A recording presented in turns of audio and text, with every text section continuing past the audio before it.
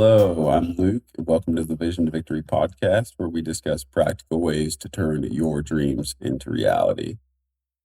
Over the last few weeks, we've been talking about cultivating a rhythm of peace and pursuit in our lives, in contrast with what we often see: anxiety, busyness, stress, and we want something different.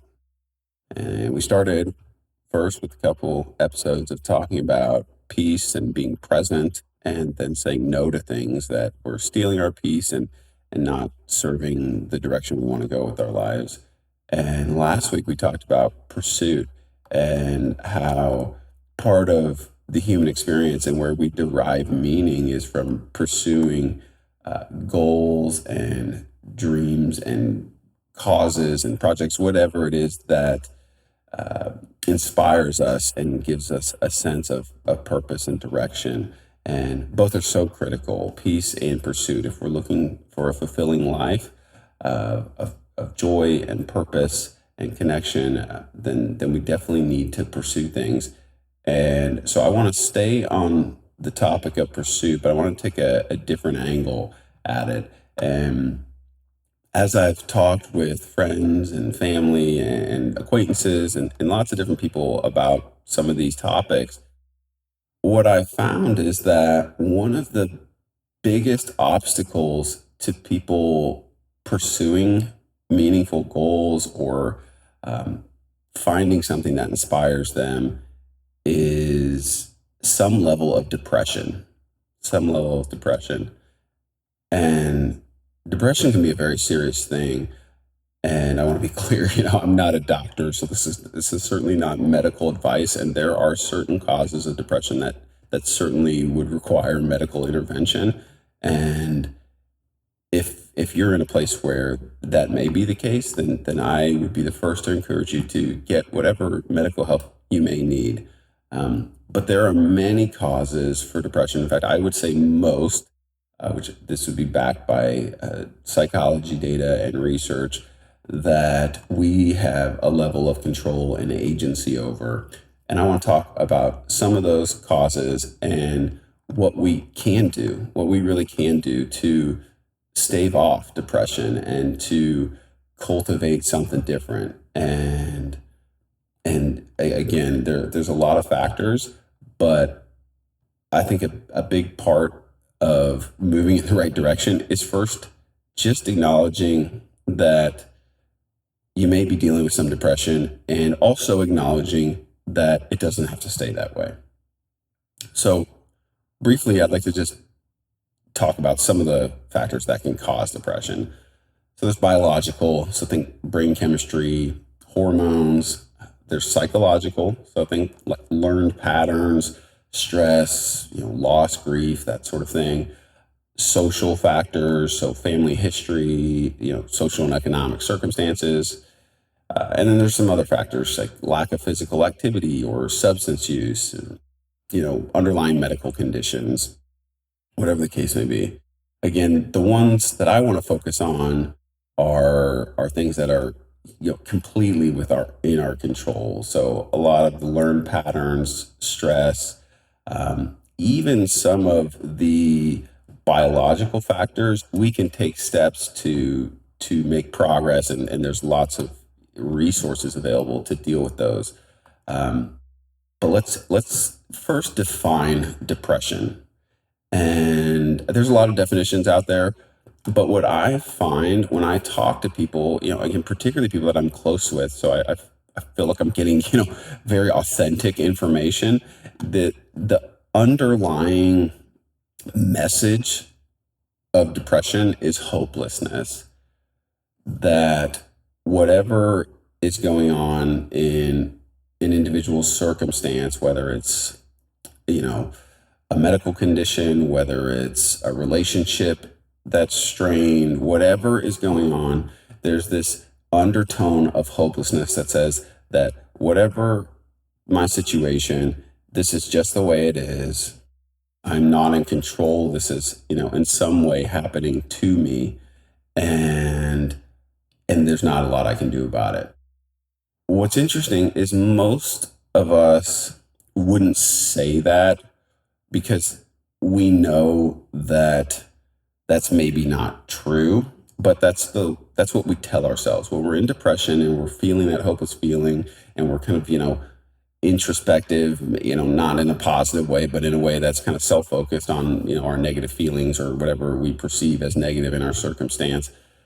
Then we're operating from a place of a victim mentality, which I know, maybe that word victim might be triggering for some people, but I think this is truly the reality of what's going on. So again, depression, as far as I can tell, largely relates to this feeling of hopelessness.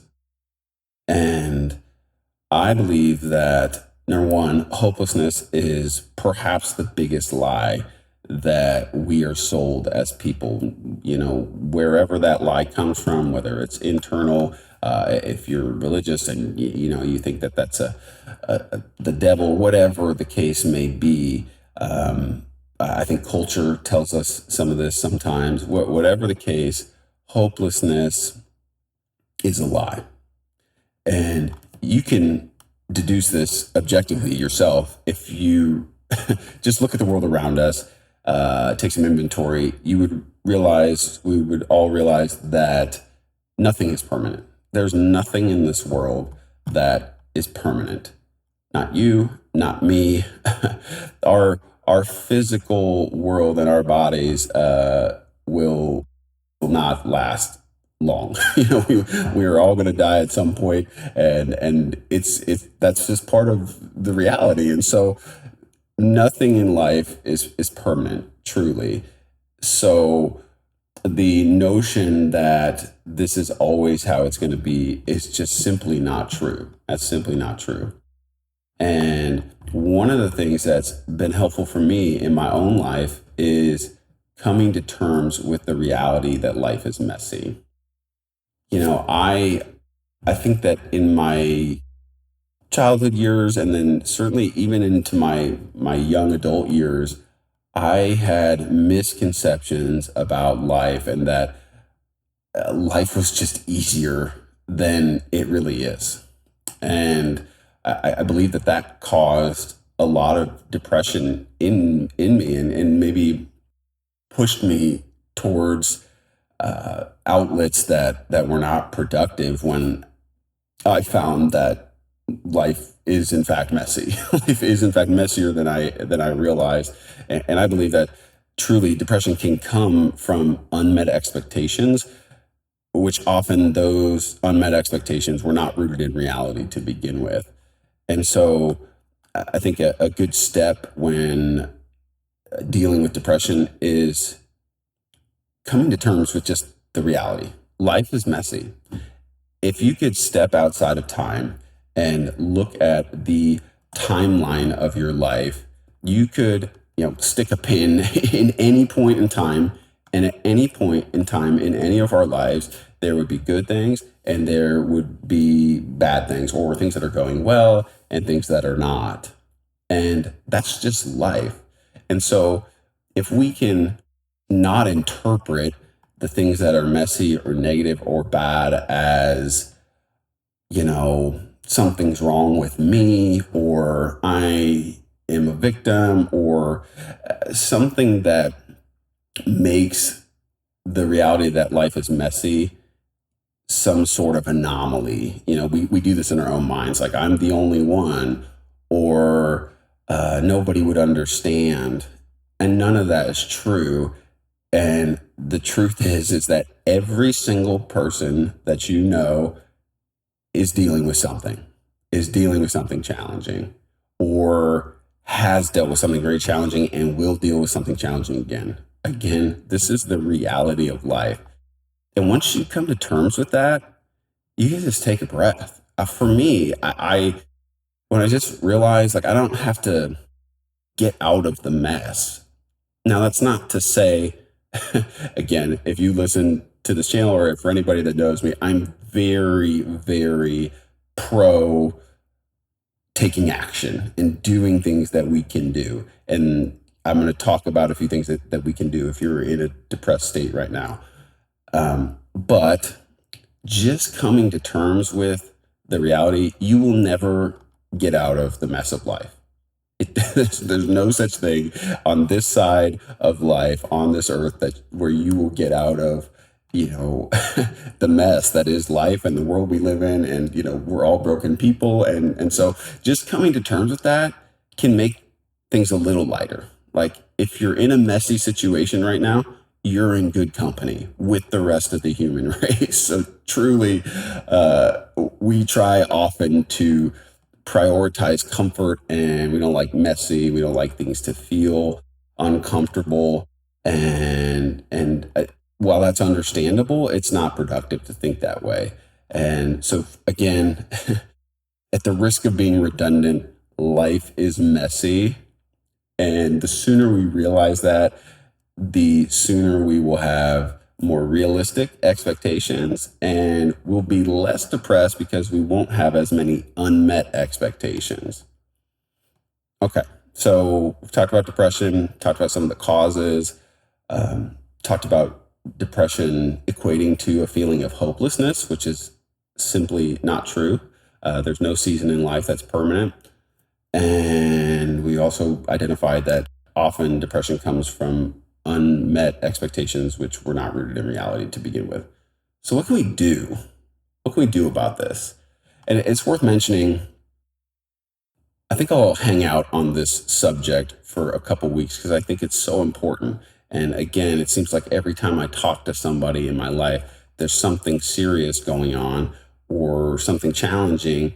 And there's a propensity for people to drift towards depression. And I don't want that. I don't want that for my own life. I don't want that for the people I care about. I don't want that for you if you're listening to this. So there are some very basic things that we can do. And again, I'll unpack this further next week as well. But number one, talk about it. Talk about it.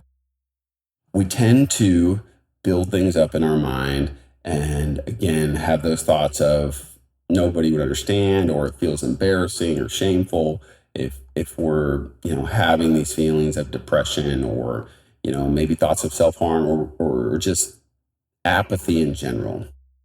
Talk about it with somebody. Of course, talk about it with somebody who's a safe place, who cares about you, or maybe is a professional, like a therapist. But talk about it. I believe that just simply talking about what we're dealing with, cuts the weight in half. I really believe that. Stuff can feel so heavy, and then you just get it out, and all of a sudden you feel lighter. You feel lighter. And we're not made to do life alone, and so that's a huge part. It's just connecting with and letting someone know what's going on. So talk about it, and then take a step. Take a step. And if anyone's heard me talk or knows me well, I'm big about this. So sometimes when things are not going well in our life, it seems like we have a mountain in front of us to climb. Again, whatever your mountain is, whatever feels overwhelming, or that there's no hope in sight, or whatever that mountain is for you, we need to focus on what's right in front of us today. Today. The only way to scale a mountain is one step at a time. And that might be cliche, but it's true. So we're going to talk about it and we're going to take a step. So, what is one thing that you can do today and do again tomorrow that is both positive and productive? This is as easy as it could be, really, truly. Just committing to one thing. I don't care if it's as small as making your bed or taking a 10-minute walk around the block. Take a step, one step that is a vote of confidence for yourself that says, I can do something. I'm not a victim to my circumstance. I have some control over who I am and what I do. The third thing is input. When we are feeling depressed, we're, not, happy, we're, upset, sad, whatever it is. I've noticed the tendency in my own life and in the people I care about to put things in our mind. So think of the music that you listen to, social media, what we watch, to put things that sort of validate the feelings that we're feeling. We've heard the cliche misery loves company, but we do it to ourselves. So I'm feeling sad and depressed, maybe because, my relationship isn't going well. So I listen to music that's sad and depressing to kind of, wallow in my feelings a bit. And again, I get it. I get it. But we need to have the wherewithal to, if you're feeling depressed, don't listen to, watch, or participate in things that are depressing. Right? It sounds obvious, but I'm telling you, we all do this to some degree, and so I've learned in my own life, and I hope that I can pass this on to you. If I'm feeling depressed, then I need an input, something to watch, read, listen to.